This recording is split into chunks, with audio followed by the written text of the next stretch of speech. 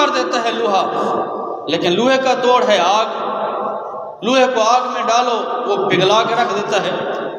اتنا مضبوط لوہا، اس نے پتھر کو توڑا، لوہے کو آگ نے پگھلا دیا، اور آگ جو لوہے کو پگھلانے والی ہے، پانی ڈالو آگ بجھ جاتی ہے، آگ پانی کا مقابلہ نہیں کر سکتی۔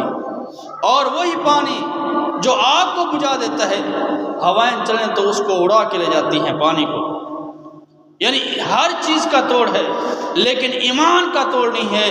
اگر انسان کے دل میں ایمان زندہ ہو، اگر ایمان مضبوط ہو، نہ پانی کچھ کر سکتا ہے، نہ آگ کچھ کر سکتی ہے، نہ پتھر کچھ کر سکتے ہیں، اور نہ ہوائیں کچھ کر سکتی ہیں۔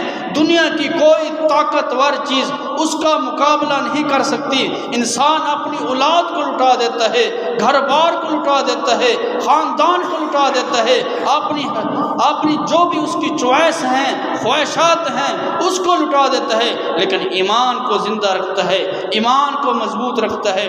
افغانستان میں کتنے لوگوں نے جنگ لڑی، رشیا نے، امریکہ نے، ساری دنیا نے آ کے وہاں بارود چلایا، لیکن ایمان اسی طرح زندہ رہا۔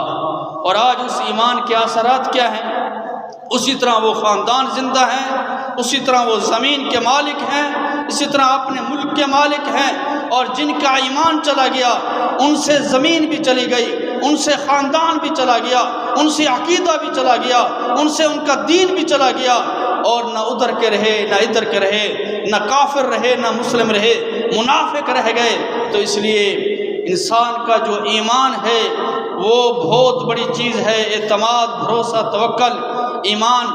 حضرت خبیب کا ایمان دیکھیں، اور حضرت کتنے صحابہ ہیں ان کا ایمان دیکھیں، کتنی خواتین ہیں ان کا ایمان دیکھیں، اور کتنی حضرت آسیہ کا ایمان دیکھیں۔ قرآن میں حضرت آسیہ کا ذکر ہے، فرعون نے حضرت آسیہ کے کپڑے اتارے اور آپ کو دیوار کے ساتھ لٹکا دیا، میخیں گاڑ دی جسم میں، کہا آپ چھوڑ دیں یہ موسیٰ علیہ السلام کا دین، آپ میری بیوی ہیں، میرے محل میں رہ کر، میرے گھر میں کھا پی کر، اور اتنی ساری تیری نکرانیاں، اتنے تیری سواریاں، اتنا مزین تیرا مکان، اور اتنا تیرا رتبہ، اور ایک بادشاہ کی تو بیوی ہو کر اس کی بات مانتی ہے۔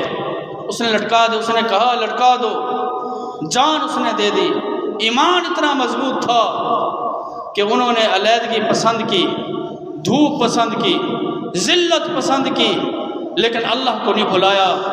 دل میں جب اللہ بس جائے تو دنیا کی کوئی طاقت اس کا مقابلہ نہیں کر سکتی۔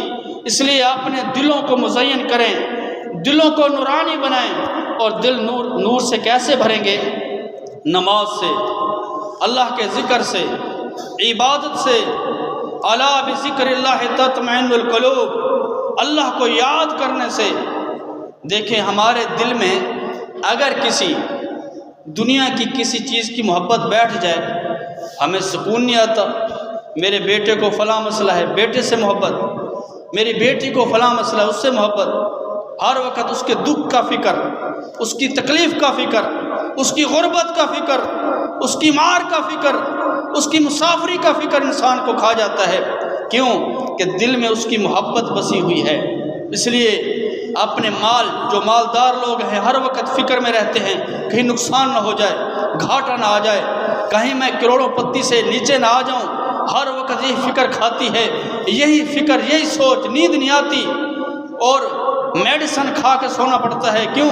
میرا مال کہیں اجڑ نہ جائے، کوئی کھا نہ جائے، لوٹا نہ جاؤں، اپنی جان کی فکر۔ یہ کیونکہ مال سے محبت ہے نا، اس لیے۔ اور اسی طرح کسی کو کسی سے محبت ہے، عارضی چیز سے، ہر وقت اس کا خیال رکھتا ہے، اس کو محفوظ کیے ہوئے ہے، اس کی صفائی کر رہا ہے، اس کو کھڑا کر رہا ہے۔ کوئی مانگے تو کہتا ہے نہیں یہ گاڑی نہیں دینی، میں اسے خصوصی محبت کرتا ہوں۔ یعنی اس کے دل میں عارضی چیزوں کی کتنی محبت ہے۔ اگر اللہ کی محبت اس کے دل میں آ جائے تو وہ اسی طرح اللہ سے پیار کرے گا۔ جب حی علی الصلاۃ کا اعلان ہوگا، حی علی الفلاح ہوگا، تو فوراً اس کو معلوم ہوگا میرے رب نے، میرے مالک نے مجھے یاد کیا ہے، فوراً سارا کام چھوڑے گا، اللہ کے آگے آ کر جھک جائے گا، کیونکہ اللہ سے محبت ہے اسے۔ اور جس کو اللہ سے محبت ہے ایک ایک چیز کا دفاع کرتا ہے کہ یار یہ گناہ ہے نہیں کرنا، یہ غلط ہے نہیں کرنا، ظلم نہیں کرنا، خون نہیں بہانا، جھوٹ نہیں بولنا، حسد نہیں کرنا، کسی کو مارنا نہیں، کسی کا مال نہ حق نہیں کھانا، ہر چیز کا خیال رکھتا ہے کیونکہ اللہ اس کے دل میں بستا ہے۔ اس لیے تو کسی اللہ والے نے یہی کہا ہے، اس نے کہا مندروں میں جاتا ہے، مسجدوں میں جاتا ہے، اور کبھی اپنے دل میں جا کے دیکھ تو کتنا مخلص ہے، اللہ سے تیری کتنی محبت ہے۔ اس لیے آپ غیر اللہ کے آگے جھکنے سے پہلے اپنے دل میں تو جھک کے دیکھیں کہ آپ اللہ سے کتنی محبت کرتے ہیں، اللہ کو کتنا چاہتے ہیں۔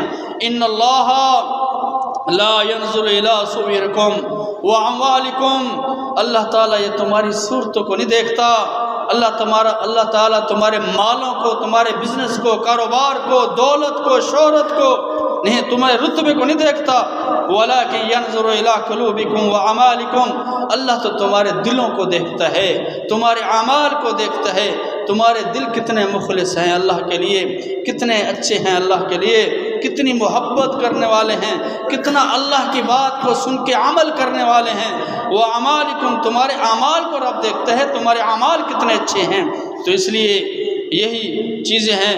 اور صحیح مسلم کی یہ روایت ہے 2564، معلوم ہوا کہ ہم اپنے دلوں کی صفائی کریں، ہم اپنے دلوں کو دھوئیں، اس کو طاہر مطہر بنائیں، ان دلوں میں اللہ کو بسائیں، اللہ کے قانون کو بسائیں، اللہ کا ذکر بسائیں۔ انشاءاللہ آپ کو دنیا کی کوئی بیماری نہیں ہوگی، آپ کو کچھ بھی نہیں ہوگا اگر آپ اپنے دل کو مطمئن رکھیں گے، اپنے دل کو اطمینان سے رکھیں گے تو آپ اچھی زندگی جئیں گے۔ اگر دل میں غیر اللہ کو بسائیں گے، دھوکہ کھائیں گے، دنیا کی کوئی چیز بھی دل میں بسائیں گے، یہ عارضی دنیا ہے، متاع الغرور، دھوکے کا سامان ہے، ہر طرف سے دھوکہ ملنے والا ہے۔ محبت کرنے والے بھی رو رہے ہیں، نہ کرنے والے بھی رو رہے ہیں، چیز کو پانے والے بھی پریشان ہیں، پا کر بھی پریشان ہیں، دنیا کو کمانے والے بھی پریشان ہیں، نہ کمانے والے بھی پریشان ہیں۔ ہمارے پاس جب جن کے پاس دنیا ہے وہ بھی پریشان، جن کے پاس نہیں وہ بھی پریشان۔ اس لیے اس دنیا میں جو بھی چیز ہے مل گئی ہے تو پھر بھی پریشان، نہیں ملی تو پھر بھی پریشان، یعنی سکون نہیں۔ سکون اللہ کے ذکر میں ہے، سکون اللہ کے ذکر میں ہے، سکون اچھے اعمال میں ہے، سکون سادی زندگی گزارنے میں ہے۔ وآخر دعوانا